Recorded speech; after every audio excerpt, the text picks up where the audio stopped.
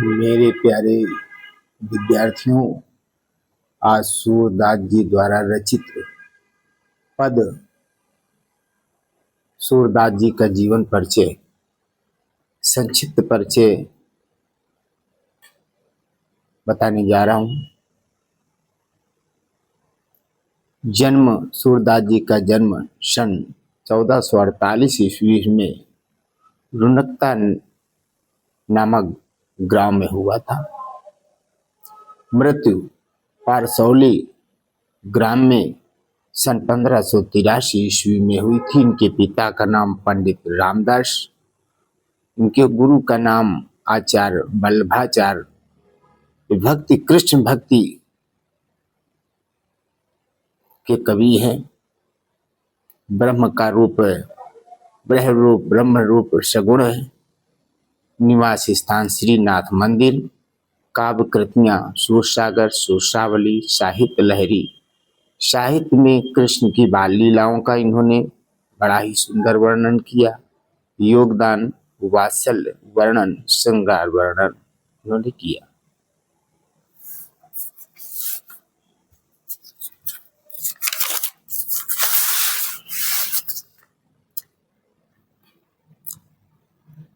पदांश number 1 है।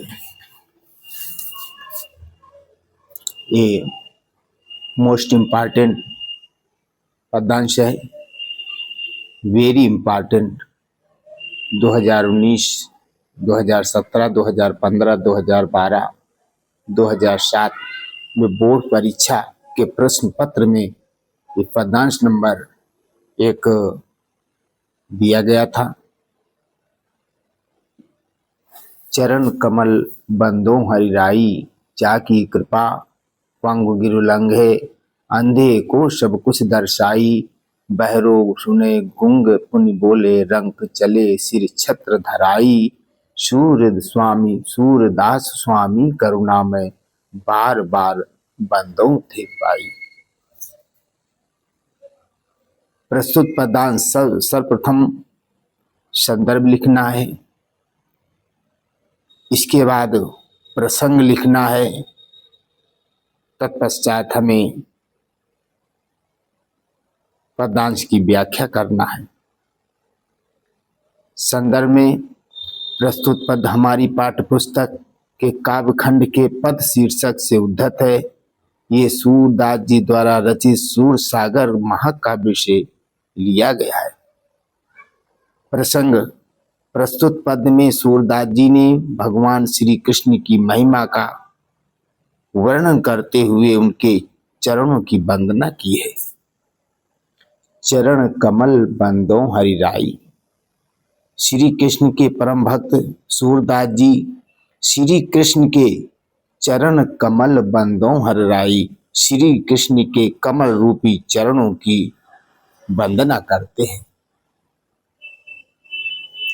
जाकी कृपा पंगु गिर लंघे, अंधे को सब कुछ दर्शाई। सूरदास जी कहते हैं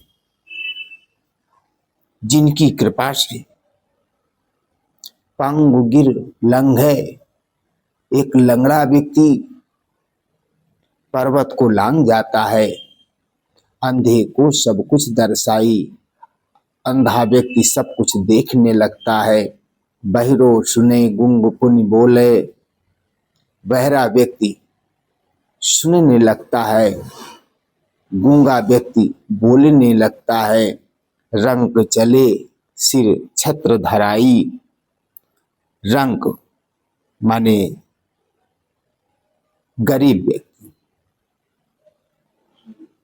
रंक गरीब, धराई मतलब धारण करना। गरीब व्यक्ति राजा बन करके अपने सिर पर राज छत्र धारण कर लेता है।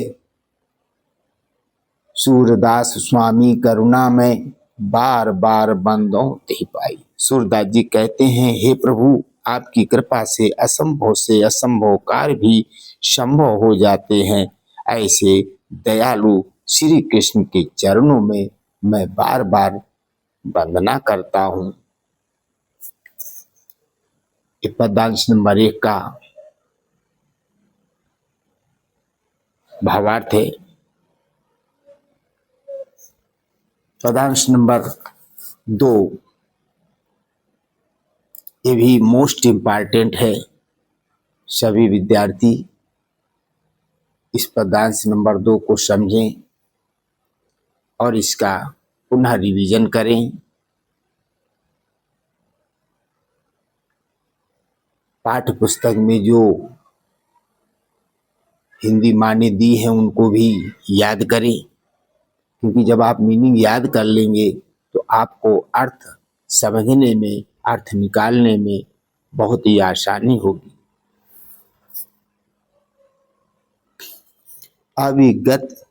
अभिगत गति कुछ कहत न आवे, ज्यों गूंगे मीठे फल को रस अंतर्गत ही भावे।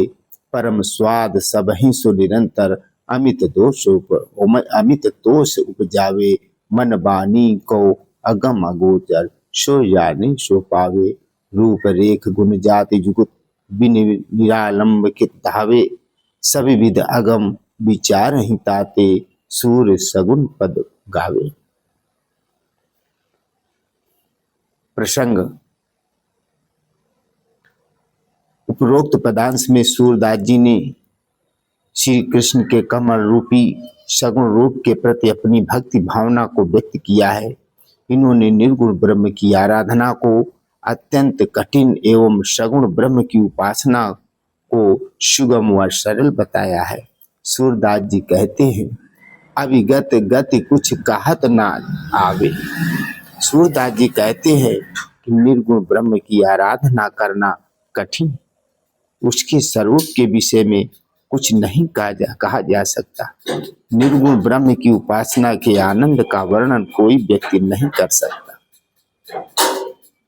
जिस प्रकार से ज्यों गूंगे मीठे फल को, जिस प्रकार से एक गूंगा व्यक्ति मीठे फल को खाता है, लेकिन उसे जो आनंद प्राप्त होता है उस मीठे फल के रस से,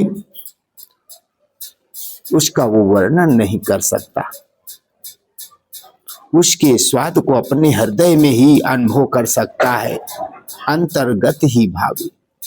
परम स्वाद सबहि सो निरंतर, अमित दोष उपजावे। उसका वो मौखिक वर्णन नहीं कर सकता। उसी प्रकार से ब्रह्म भक्ति की आनंद का केवल अनुभव किया जा सकता है, उसे मौखिक रूप से प्रकट नहीं किया जा सकता। यद्यपि निर्गुण ब्रह्म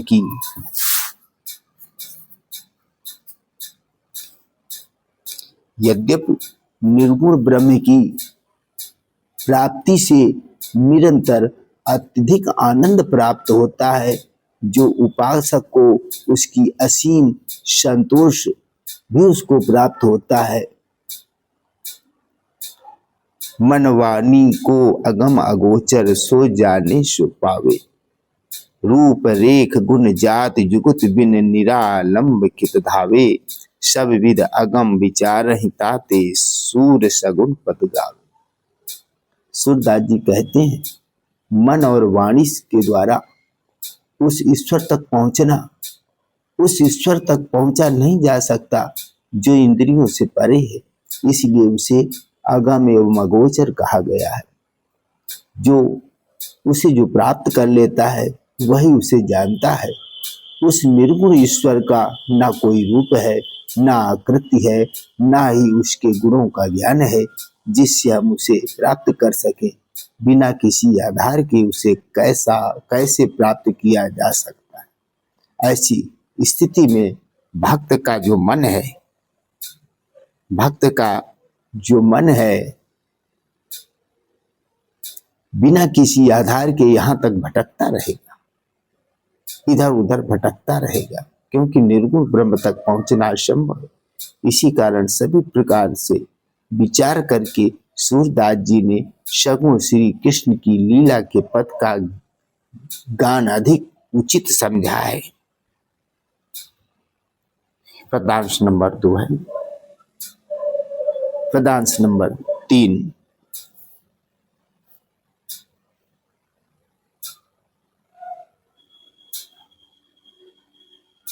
किलकत कान घुटुरवन आवत।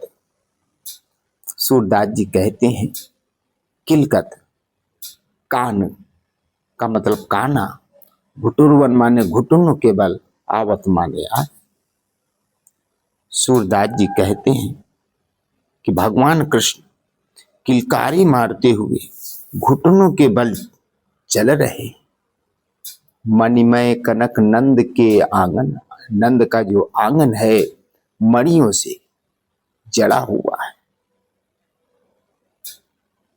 उस आंगन में बिंब पकड़बो धावत, बिंब माने छाया, परछाई। उस आंगन में अपनी परछाई को पकड़ने के लिए भगवान कृष्ण दौड़ रहे हैं। कबहू निरख हरि आप छां को,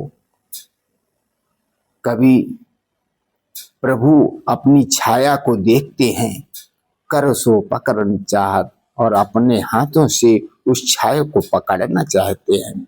किला की हंसत राजत दो दतियां, पुण्य पुण्य तेह अवगाहत।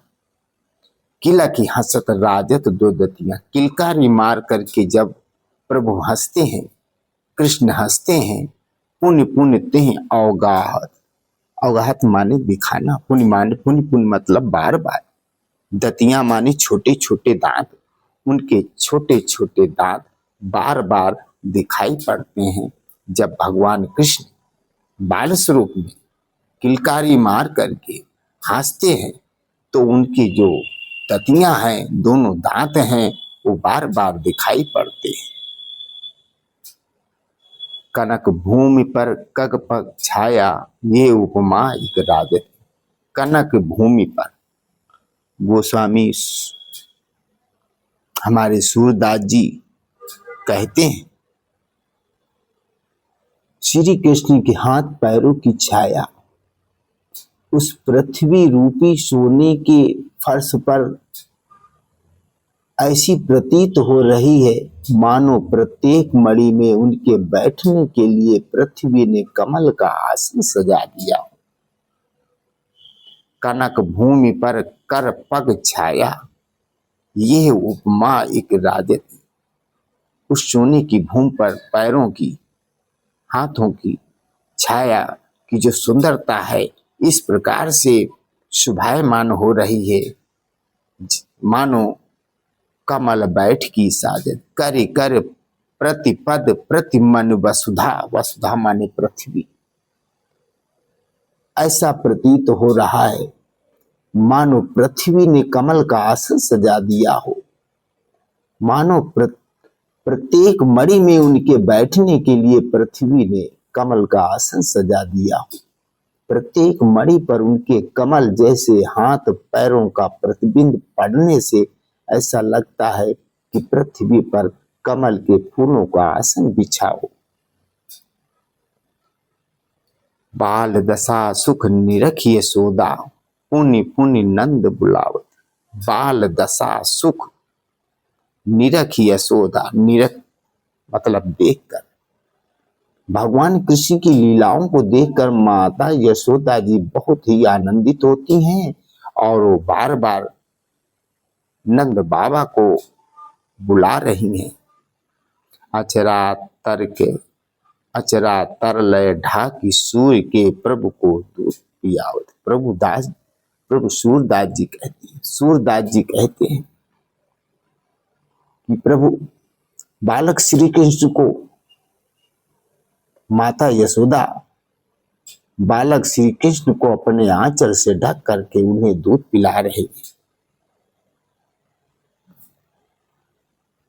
ये मोस्ट इम्पॉर्टेंट पैराग्राफ हैं, इनका रिवीजन करें, इनको दोहराएं। सूरदास जी का जीवन परिचय याद करें।